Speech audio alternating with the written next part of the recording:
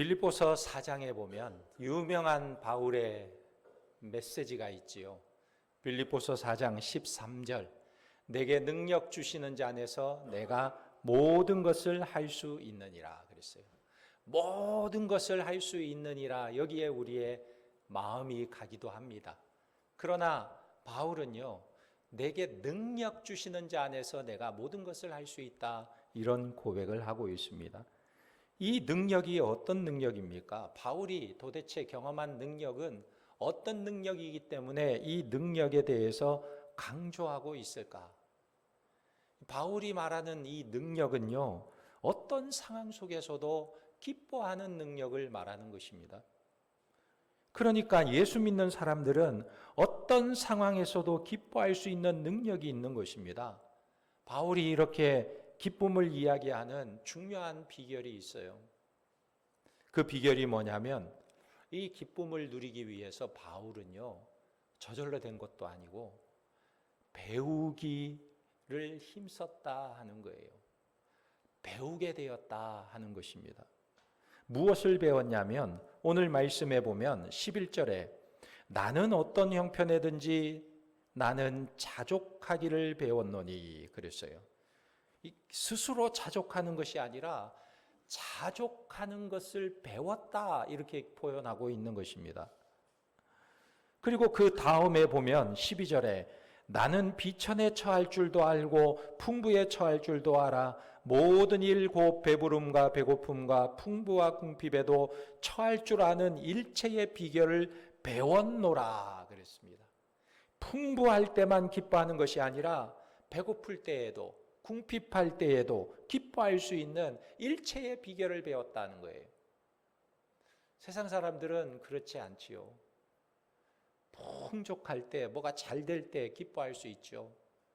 그러나 어려운 일이 있고 힘든 일이 있고 위기가 찾아오면 기쁨을 잃어버리게 되는 것을 보게 됩니다.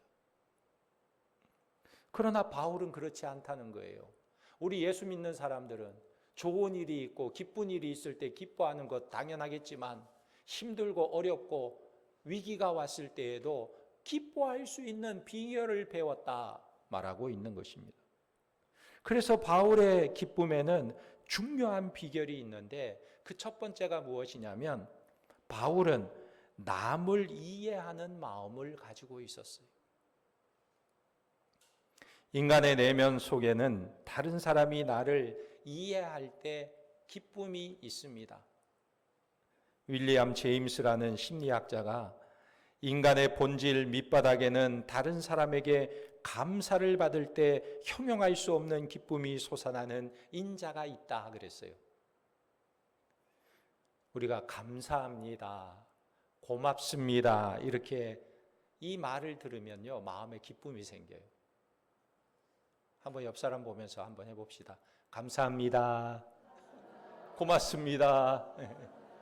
예. 더 기쁠라면 이렇게 말하면 더 기뻐요. 당신이 내 곁에 있어줘서 감사합니다. 예. 그러니까 우리가 이런 감사의 고백을 들으면 우리 마음이 기쁨이 생기는 것입니다. 전에 인간극장에서 보니까 아버지가 가업을 아들에게 물려주었어요. 아버지의 가업을 이어받은 아들이 섬에서 배를 가지고 고기를 잡는데, 아들이 배 타고 나가서는 처음 나간 그 작업 속에 큰 물고기를 잡았어요. 굴비를 잡았어요. 굴비. 그래가지고 얼마나 마음이 기쁘든지 그걸 잡아와서 팔아야 돈이 되는데, 그걸 팔지 않고 아버지를 위해서 아버지의 저녁 밥상에다가 그 큰 굴비를 올려드렸다고 합니다. 그러니까 아버지가 이게 도대체 뭐냐? 제가 오늘 나가서 잡은 물고기예요. 그러면서 아버지 드시라고 먼저 아버지 밥상에 올렸습니다. 그러니까 아버지가 그 아들의 그 모습을 보고 너무 기뻐하면서, 야, 이 물고기는 금덩어리보다 더 가치 있는 거다 하면서 그렇게 기뻐하시더라는 것입니다. 그러니까 이 아들이 아버지의 가업을 물려받아서 처음 고기 잡으러 나갔는데 그 잡힌 물고기를 아버지께 감사하는 마음으로 올렸더니 아버지 마음에 기쁨이 충만해진 거예요. 오늘 바울이 기쁨을 표현하고 있는데 바울의 상황은 사실상 그렇게 기뻐할 만한 상황은 아니었습니다. 빌립보서 4장 10절에 보면 내가 주 안에서 크게 기뻐함은 너희가 나를 생각하던 것이 이제 다시 싹이 남이니 너희가 또한 이를 위하여 생각은 하였으나 기회가 없었느니라 그랬습니다. 이 지금 빌립보 교회가 바울이 개척한 교회인데 바울을 생각하는 것이 이제 조금 싹이 났다 이렇게 표현하는 것은 무엇을 말하는 거예요? 전에는 어땠다는 것입니까? 바울을 좋아하고 에바브로디도를 보냈던 교회가 언제부턴가는 이 바울에 대해서 싹 잊어버렸다는 거예요. 바울을 생각하지 않았다는 것입니다. 아예 관심도 없었다는 거예요. 이 정도가 되면 바울이 실망하기가 쉬운 것입니다. 왜냐하면 바울이 옥에 갇히면서까지 전도하면서 세웠던 교회인데 이 교회가 바울을 잊어버렸다니 바울의 마음이 얼마나 섭섭하겠습니까? 그런데 바울은 조금도 섭섭해하지 않아요. 오히려 이들을 보고 기뻐했습니다. 그리고 그들을 어떻게 생각하고 있었는가? 빌립보 교회 교인들을 어떻게 생각했을까요? 바울이 너희가 생각은 하였으나 기회가 없었을 것이지. 기회가 없었기 때문에 그랬을 거야. 너희가 나를 잊어버린 게 아니고 너희가 나를 생각하지 않은 게 아니고 너희가 생각은 있었으나 기회가 없었을 뿐이야. 바울이 이렇게 생각했다는 것입니다. 제가 볼 때는 빌립보 교회가 아예 바울을 생각지도 않았을 것 같은데 바울은 그렇게 해석을 하지 않아요. 너희가 나를 향한 생각은 있었으나 기회가 없었을 거지. 여러분, 만약에 바울이 성도들에 대해서 꽁한 마음을 가지고 있고 어쩌면 그렇게 연락도 하지 않고 어쩌면 그렇게 나를 생각하는 마음도 없고 내가 그렇게 매를 맞으면서 옥에 갇히면서 그렇게 눈물로 세운 교회인데 어쩌면 그렇게 이 교회가 나에 대해서 무관심할까 이런 마음을 가졌더라면 바울은요 기쁨을 가질 수가 없었을 거예요. 그런데 바울은 이런 빌립보 교회를 생각하면서 기쁨이 있었던 것은 무엇이냐면 저들을 배려하는 마음을 가지고 있었어요. 저들을 헤아리는 마음을 가지고 있었던 것입니다. 사람이 기쁨이 충만한 삶을 사느냐 아니면 욱하고 화를 내고 사느냐 이것은 어디에 달려 있냐면 그 문제를 어떻게 해석하느냐에 달려 있는 거예요.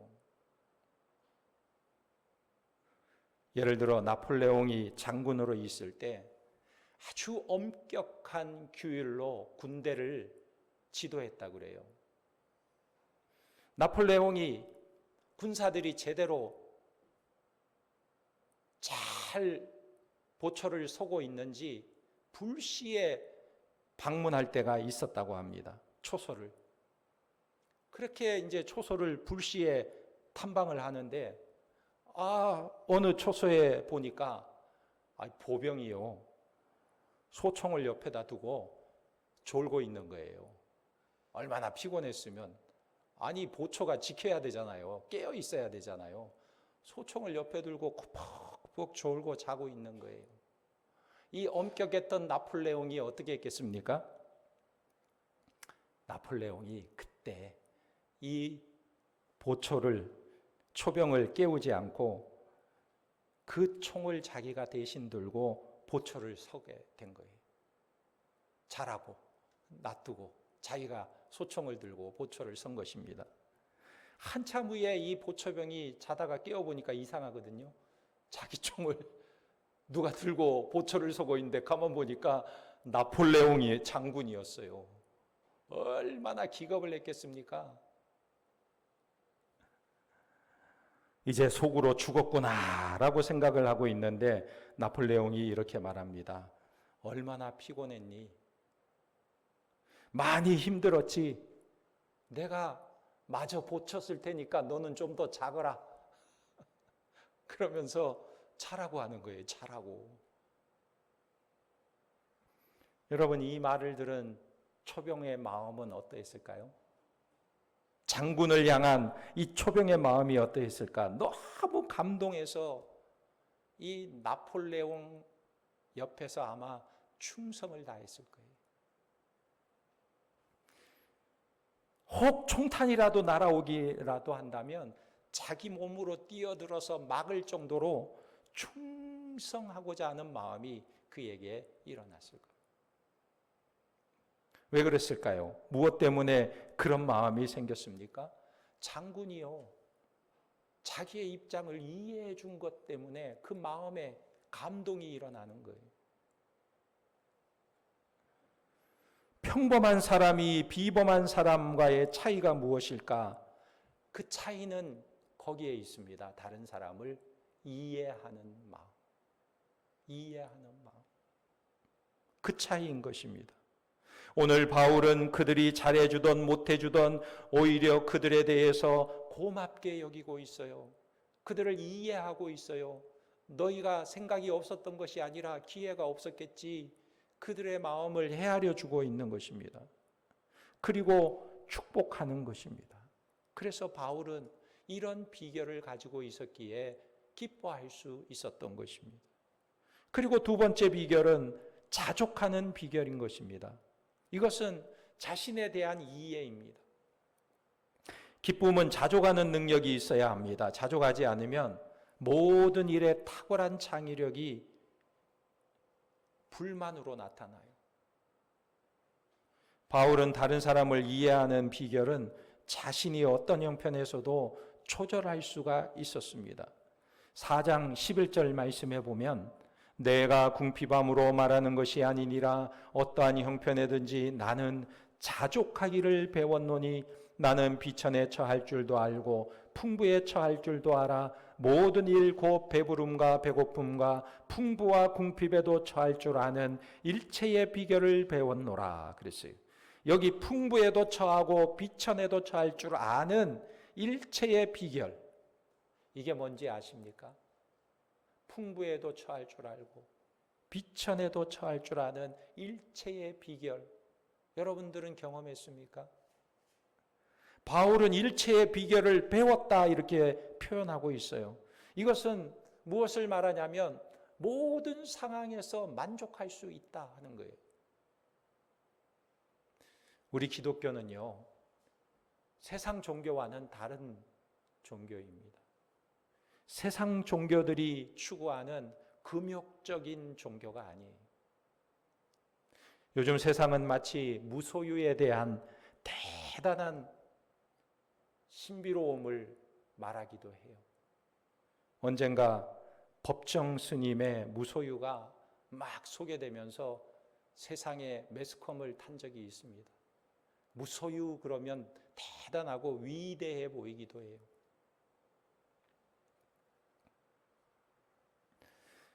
그래서 사람들은 이런 모습을 존경하기도 합니다. 그러나 실상은 사람들을 보면요, 모든 사람이 다 무소유일 뿐인 거예요. 내가 지금 뭐 가지고 있어도요, 내가 지금 뭐 내 이름으로 된 뭐 땅 문서가 있어도요, 내 이름으로 된 부동산이 있어도 여기서 지금 약 좀 넉넉 잡아가지고 60년 이후에 그게 아직도 내 소유로 있을까? 자기 소유로 되어 있을까? 천만에 만만의 콩떡입니다. 내 소유? 예, 유한해요, 유한해. 내 소유? 없어요, 사실은. 모든 사람이 자기가 소유할 수 있는 게 없다는 거예요. 없어. 중요한 것은 무엇이냐면 내가 처해 있는 위치에서 주신 것에 감사하고 만족하고 행복을 느끼며 자유로운 것이 중요한 것입니다. 우리는 가난해지는 것이나 극빈한 생활만을 훌륭하다고 말하지 않습니다. 우리 하나님께서는요, 가난한 사람들에게도 하나님의 풍요를 주기를 원하십니다. 또 몸이 아픈 사람에게는 그 아픔을 통해서 순수한 하나님의 은혜를 체험하기를 원하세요. 믿는 사람이 세상에서 망했다고 해서 절대 불쌍한 사람은 아니에요. 욥을 보세요. 하루아침에 모든 것 다 잃어버렸어요. 어마어마한 재산 다 잃어버렸어요. 자기 자식 다 죽어버렸어요. 천하의 불쌍한 사람처럼 보이지만 그러나 하나님께서 또 욥에게 모든 것을 다 배로 주셨어요. 배로. 참 신기한 것은요, 모든 가축 짐승들 다 배로 주셨어요. 자식들도 다 배로 주셨어요. 그런데 아내는 배로 안 주셨어. 이해가 되죠? 아내를 배로 주면 집안 문제 나요. 아내는 배로 주지 않았어요. 그대로 주셨어요. 그대로. 있던 그대로.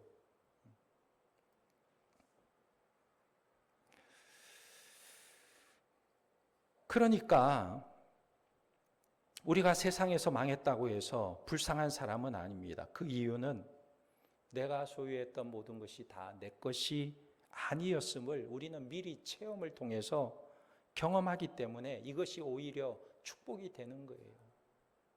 야, 내가 가지고 있는 거, 지금 가지고 있기 때문에 떵떵거리는 거, 이거 별거 아니구나. 이거 아무것도 아니구나.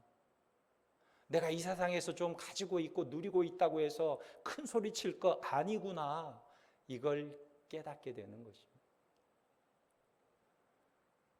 그래서 이것을 통해서 더 훌륭한 인격과 인격자가 되는 거예요. 신앙인이 되는 것입니다. 여러분, 인격이 훌륭한 사람이 좋습니까? 아니면 인격은 엉망이고 부유한 사람이 되는 게 좋을까요?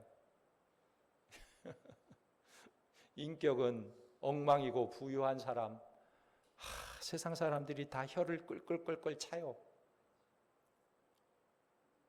이 아파트에 보면요, 좋은 아주 값비싼 고급 차를 타는 분이 얼마나 부자겠어요, 그죠? 근데 주차한 것 보면 2차선을 차지해. 넓게 세워. 2차선을 차지하고 넓게 세워. 다른 차하고 부딪히지 않으려고, 자기 차는 고급차니까 딱 2차선을 차지하고 넓게 세워. 그러면 사람들이 어떻게 해요? 야, 저분 참 고급차 타고 다니니까 그럴 만도 하시네. 그러지 않고 욕해요, 욕. 지나가면서 아이고, 저 차 탈 만한 인격이 못 되는 사람이구만. 차가 아깝다, 차가 아까워.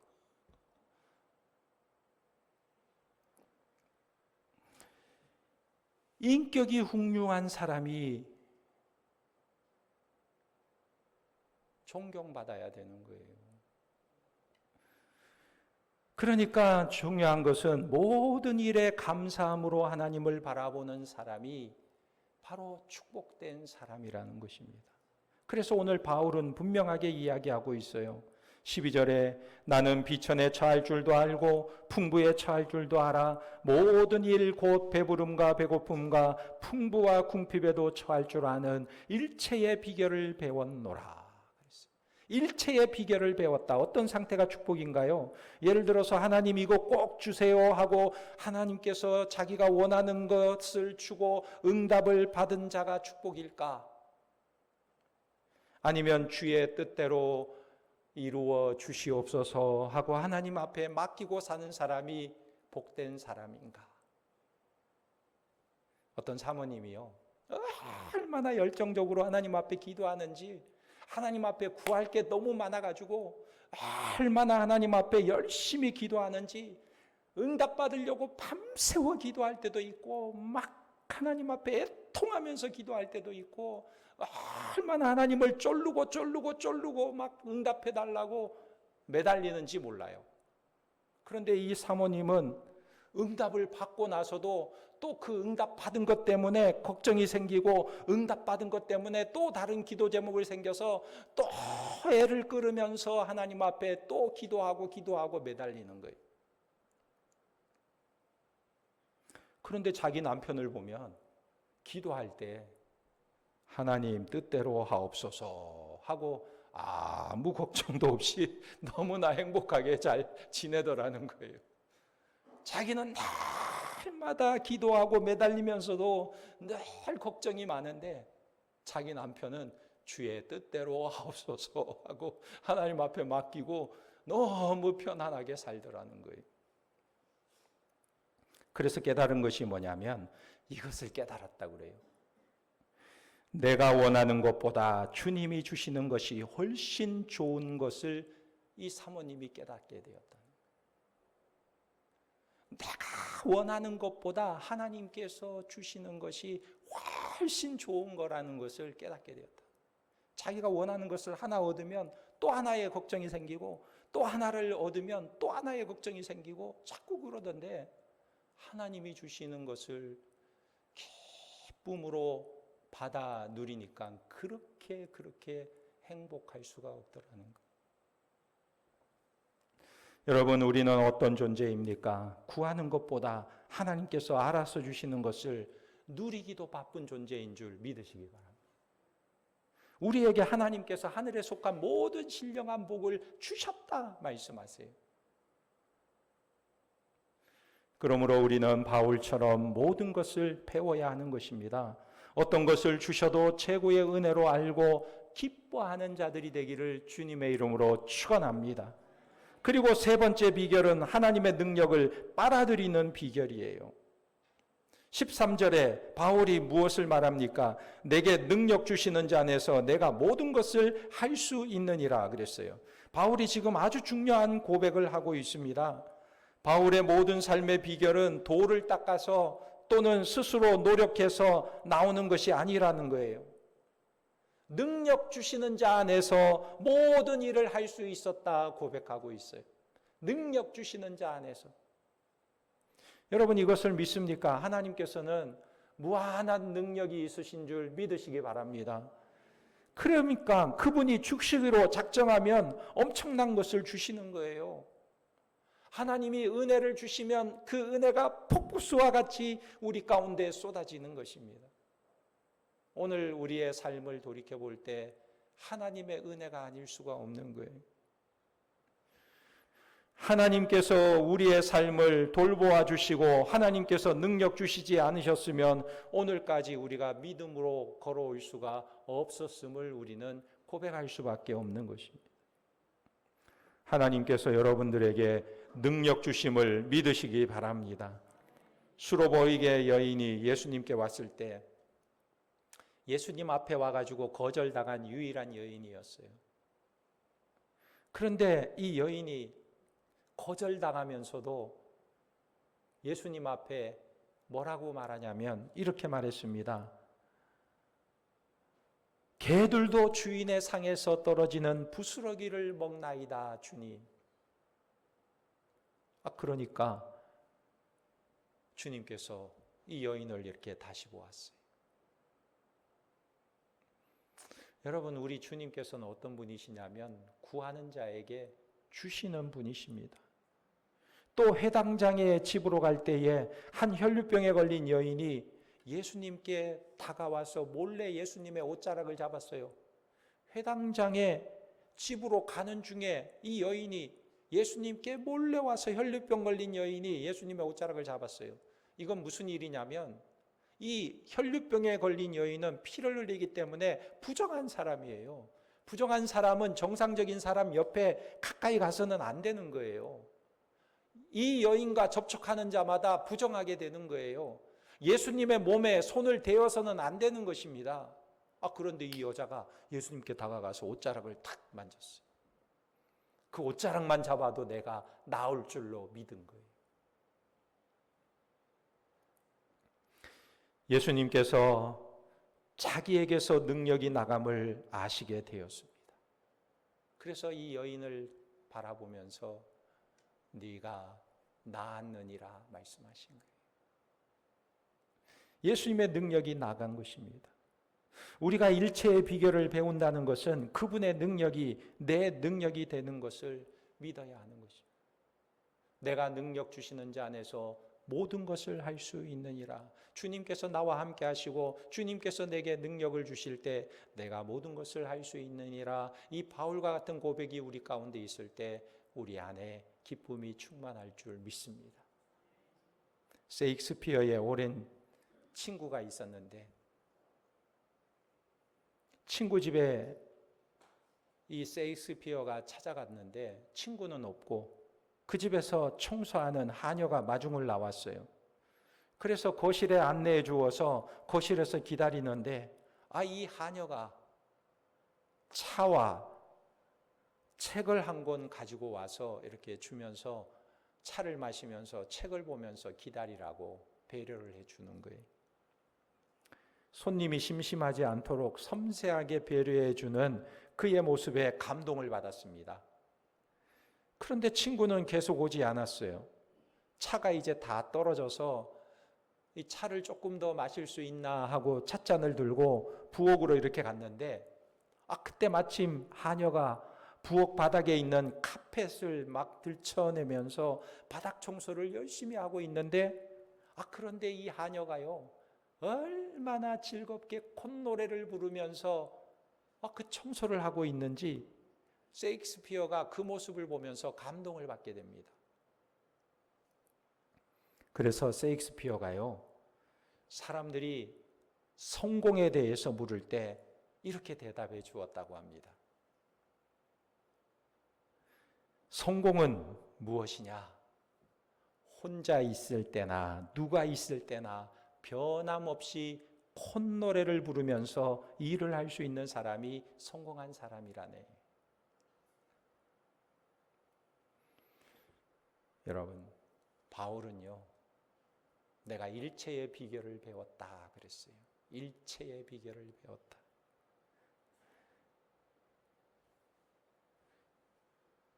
오늘 우리는 바울이 능력 주시는 자 안에서 내가 모든 것을 할 수 있다.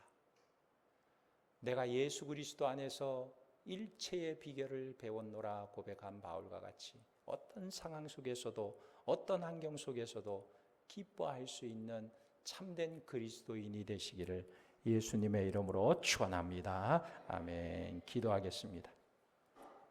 하나님 아버지, 우리가 예수 그리스도 안에 있음을 알 텐데 그리스도 안에서 주님이 주시는 기쁨을 잃지 않게 하시고 내게 능력 주시는 자 안에서 내가 모든 것을 할 수 있노라 고백한 바울처럼 주님의 능력이 내 능력이 되는 삶을 살게 하시고 주님 안에서 기쁨을 잃지 않고 살아가는 하나님의 거룩한 백성들이 되도록 은혜를 베풀어 주시옵소서. 예수님의 이름으로 기도하옵나이다. 아멘.